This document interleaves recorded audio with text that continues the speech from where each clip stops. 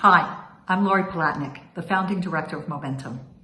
I grew up in Canada, and I really related to the Canadian people, and I'm Canadian.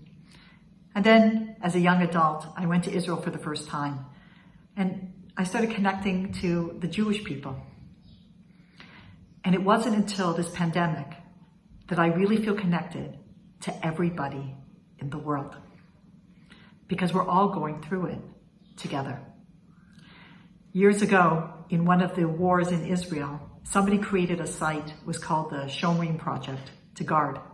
And you could go into that site and receive the name of an IDF soldier. And you keep that soldier in your prayers. And everybody had their soldier. I had a soldier. I knew he was Russian because it was clear in his Jewish name that his mother was Russian. And I figured that he's probably a lone soldier, and every day he was in my prayers. Who are the soldiers today? Who is on the front line?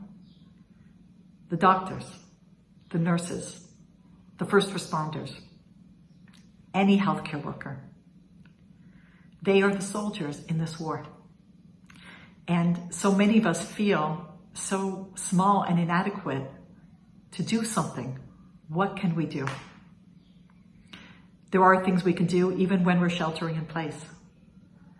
And the one thing that we can all do for anybody in the world who is on the front line is pray for them. So many doctors and nurses have said to me, people keep asking, what can we do for you? What can we do for you? And you know what they say? Send us food to the emergency room and keep us in your prayers. So Momentum has created something called Care with a Prayer. Care with a Prayer. If you go to carewithaprayer.org, you will see that it's a site where you can put in your email and you can get the name of a doctor or a nurse somewhere in the world. This is a global project. We have a suggested universal prayer, or you can just speak from your heart. It's something that we can all do.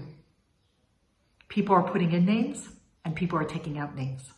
So if you know of a healthcare worker who really would be so inspired and feel so good and feel so protected if they knew that we were praying for them, please put their name in.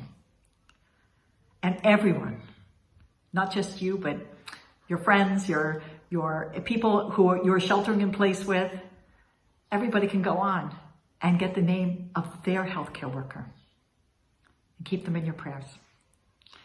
They're on the front line, and they're not only risking their lives, they're risking their families' lives because they're being exposed to all of this, and then they take it home.